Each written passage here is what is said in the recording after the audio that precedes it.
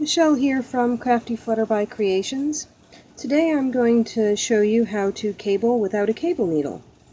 Here is my Warwick reflection shawl where I cabled without a cable needle for the whole thing. There's some lace and cables at the bottom, and in the next tip tutorial I'll be showing you how to do these two-color cables without a cable needle. First up, the basics. I love cabling without a cable needle because then I don't have to find my cable needle to do the cables, and since I don't have to pick up and set down a cable needle, it goes a lot faster. The basic concept is that we reorder the stitches before working them. So we start off by slipping the two cabled stitches from the left needle to the right needle. First I'm going to show you how to cable to the front. So the one stitch that would normally go on the cable needle, we're going to lift up with the left needle and pull all the stitches off. This one in the back now gets picked up with the right needle and placed onto the left needle ready to work.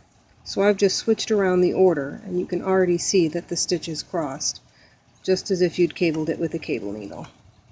And then I knit both stitches in their new order. Next up is 4 stitches, 2 of which are cabled to the front and 2 of which are in the back. Again, we lift all stitches off of the left needle with the right needle. You can do this one at a time or all at once, whatever works for you. Then I use the left needle to pick up the 2 stitches over here that get cabled to the front and push all the stitches off the needle. And then immediately slip the right needle back in the 2 the other needle didn't grab so that there's minimal risk of dropping them, and place them on the left needle, and then knit them in their new order. And then I have one more front cross, which is a 6-stitch cable. If your cable is more than 6 stitches, you are better off using a cable needle. With 8 stitches, it is just a little too long to work well, and the risk is higher of dropping stitches instead of reordering them. And then after I show you this 6-stitch front cross, I'll show you what the back cross looks like. So you can see I've already done one cable earlier. Again, we slip all the stitches from the left needle to the right needle. This time I'll do it one at a time to show you what that looks like. I love slipping stitches. It feels kind of like cheating. You don't work them, you just slip them. Alright, now I use the right needle to grab 3 stitches instead of 2 in the front, because we're cabling to the front, so the left needle goes in the front. Slip them all out just long enough to slip this right needle back into those 3 stitches.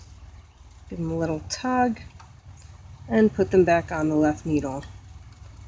Then work them in their new order.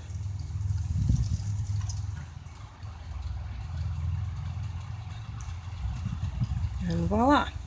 We've done a front cross or a left leaning cable without a cable needle in 3 different sizes. For the back cross, it's a similar concept. It's just a matter of where the needles go when you're slipping the stitches from one to the other. So again, we start off by slipping the stitches to be cabled all to the right needle. This time my left needle, instead of going in the front for a front cross, goes in the back for a back cross. We pull all the needles out, all the stitches out, put the right needle back in, and put the stitch back on the needle, and knit the stitches in their new order. And we do the same with the 4 and 6 stitch cable as we did before.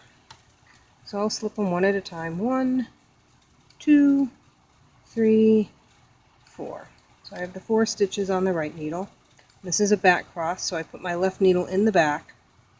I'm tugging down on the stitches to have an easier time of slipping the needle in. If your tension's too tight, this is going to be harder than if your tension's easier. So I've got that needle in. And watch how I slip the right needle out just long enough to get all the stitches off, and then I slip it right back in the stitches that were loose so that I don't drop them. And put them back on the left needle, ready to stitch. And then I'll show you what this looks like, the back cross for 6 stitches.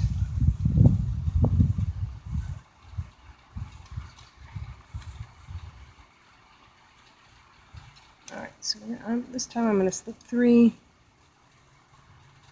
and slip 3 more. And then I need to insert this left needle in the back 3 stitches away. So I'm grabbing the stitches that cross to the back, or right leaning. I slipped it out and back in, give it a little tug to loosen them a bit, and slide them back from the right needle to the left needle and knit across. No cable needle being picked up and set down or dropped between the seats of an airplane or a train if you like to knit while you're traveling. And there you have it. Don't forget to check out the links below for a link to the blog post with a photo and written tutorial for this, and also a list of my patterns that have cables in them. Thanks for watching. Happy crafting. Bye!